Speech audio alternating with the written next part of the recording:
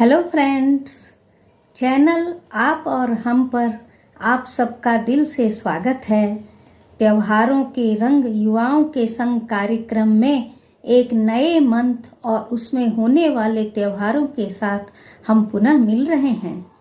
ये मंथ है हिंदी का चैत्र मास। फाल्गुन के बाद आने वाला ये मंथ अंग्रेजी महीने के हिसाब से लगभग मार्च अप्रैल के बीच पड़ता है। दोस्तों, स्वास्थ्य के हिसाब से भी ये महीना बहुत ही उत्तम यानी अच्छा माना गया है। वातावरण बहुत ही प्लीजेंट और जॉयफुल होता है, इसलिए इसे मधुमास भी कहते हैं। अब हम इस महीने के त्योहारों की बातें करें।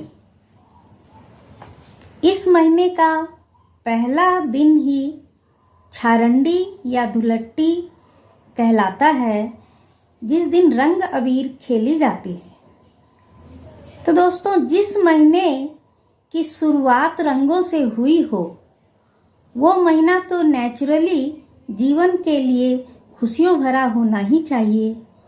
तो आइए हम बात करें गीत संगीत से भरे त्योहार गणगौर पूजा की। पर उसके पहले हम संपदा माता यानी लक्ष्मी माता का डोरा लेने के बारे में थोड़ी बातें समझ लें। दोस्तों, ये डोरा घर की करीब सभी लेडीज यानी सासू माँ और बहुएं सब लेती हैं। इसके लिए होली पूजा वाली तैयारी लेकर बैठते हैं। उसमें जो कच्चा सूत होता है, होली को दिखाया हुआ, उसी से 16 तार का 16 गांठें देकर डोरा बनाते हैं। और कुछ लोग 16 तार का डोरा में 17 गांठें भी देते हैं। आपके यहाँ जैसे हो वैसे कर लिए। और उसी पूजा वाली हल्दी की गांठ को पानी की सहायता से घसकर उसमें उसे रंगते हैं। अब पाटा पर सथिया कर लें, उस पर जल का कलश रखें, उसमें फूल दूब आदि चढ़ा दें और डोरा को उसके आगे रख दें। फिर डोरा और कलश की पूजा करें, उस पर रोली, चावल, गुड़ आदि चढ़ाएं। उसके बाद जो पूजा की तैयारी में नए जौ की बाली रखी होती है, उसमें से जौ के दाने सभी कोई ले ले हाथ में और संपदा माता की कथा सुने।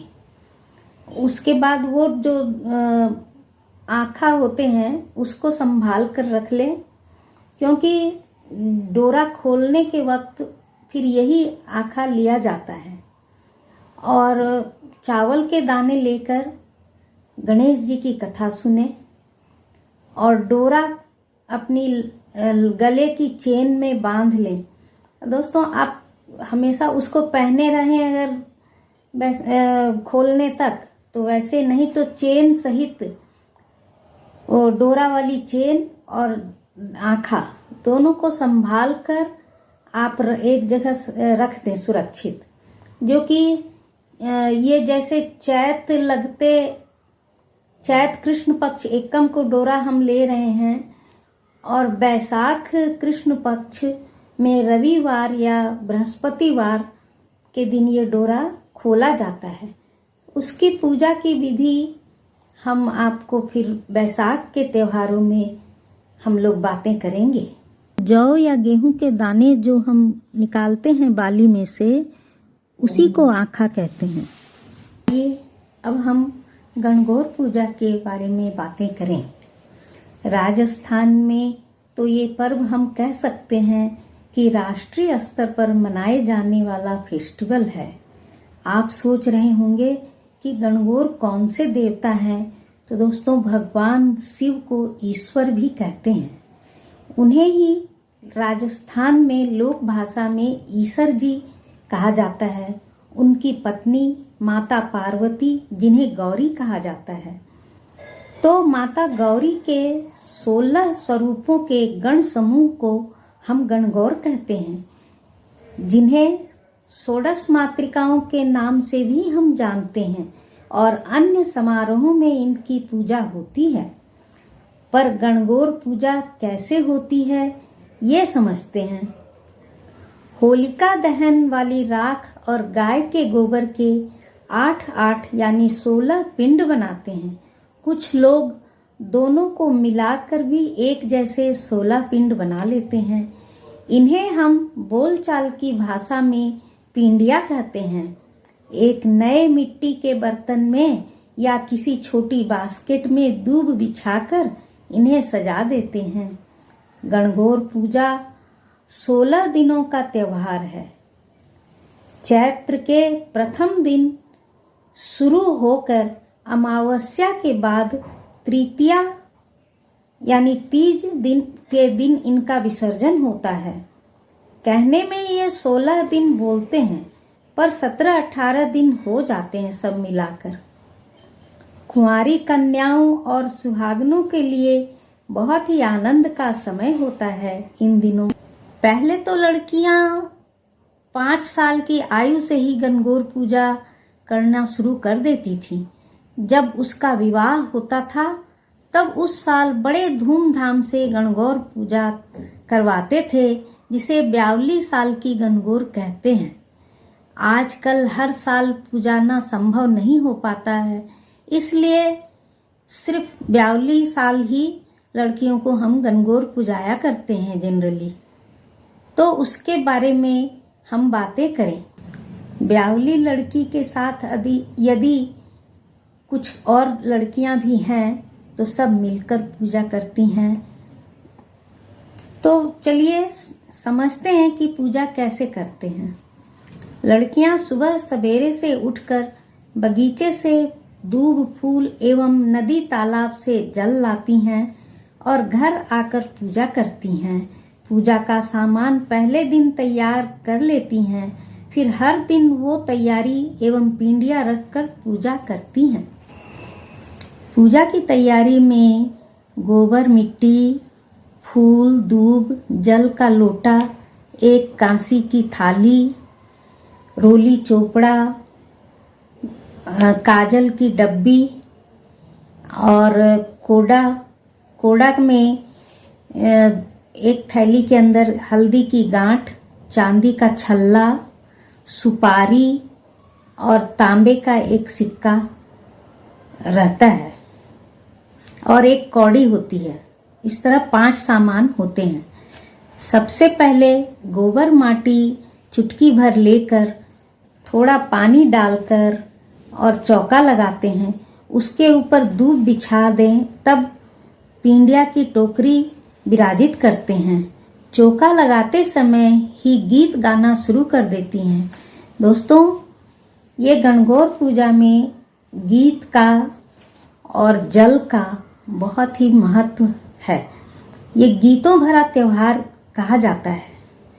तो जैसे ही चौका लगाना शुरू करती है, तब से उन लोग का गीत हरिये गोबर गोली द्याओ के नाम से गीत शुरू होते हैं और पूजा के अंत में ऐल खैल नंदी जाए वाले गीत पर समाप्त होते हैं। दीवार पर एक या तो चौका लगा लें या एक पेपर चिपका लें और दीवार पर उस पेपर पर नित्य प्रति एक रोली की और एक काजल की बिंदी लगाई जाती है।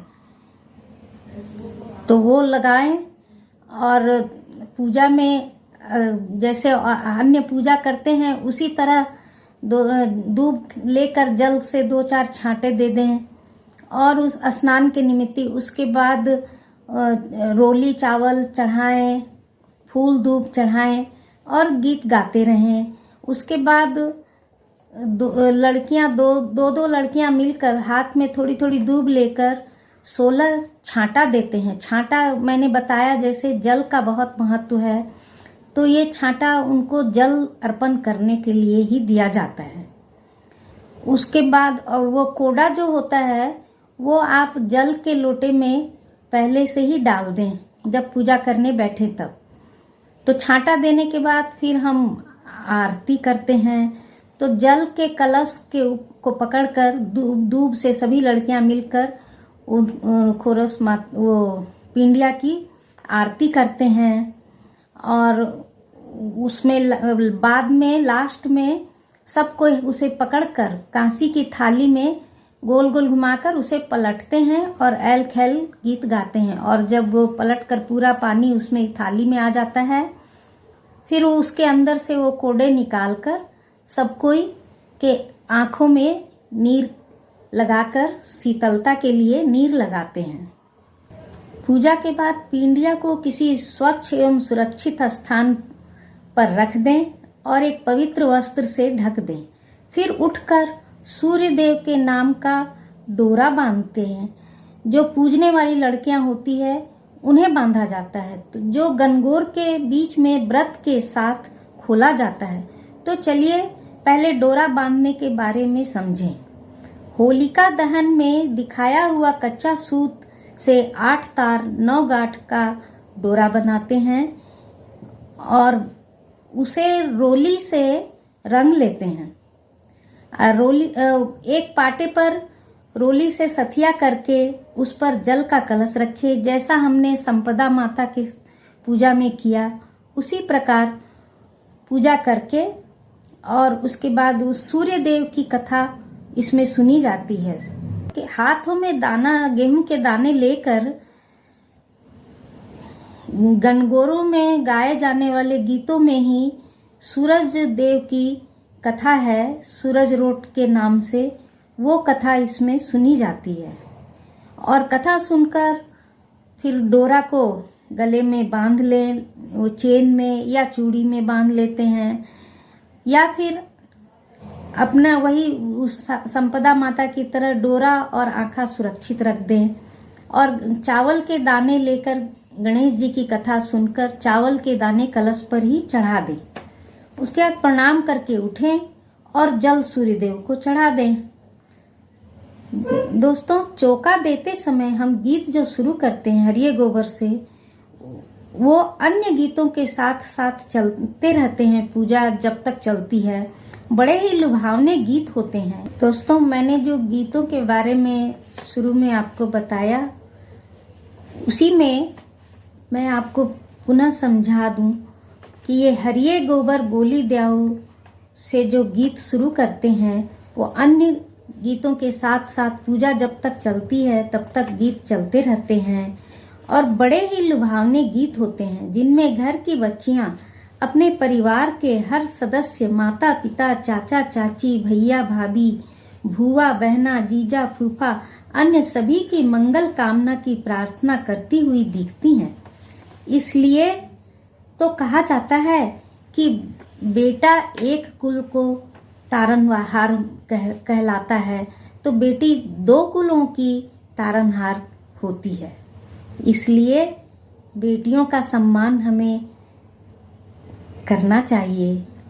इसलिए तो कहते हैं ना कि जहाँ बेटा एक कुल का उद्धारक होता है, वहाँ बेटियां 2 वंश को पवित्र करती हैं। जब तक कुंवारी हैं इस घर के लिए प्रार्थना करती हैं और शादी के बाद दोनों घरों के लिए। तो दोस्तों, आज के लिए इतना ही। अगले एपिसोड में ईसर गणगौर के बारे में तथा अन्य विधियां जो इस पूजा में होती हैं हम बात करेंगे। तब तक के लिए आज्ञा चाहती हूँ। प्लीज पुनः रिक्वेस्ट करती हूँ, चैनल को सब्सक्राइब करें और लाइक एवं शेयर करें। जय श्री राम।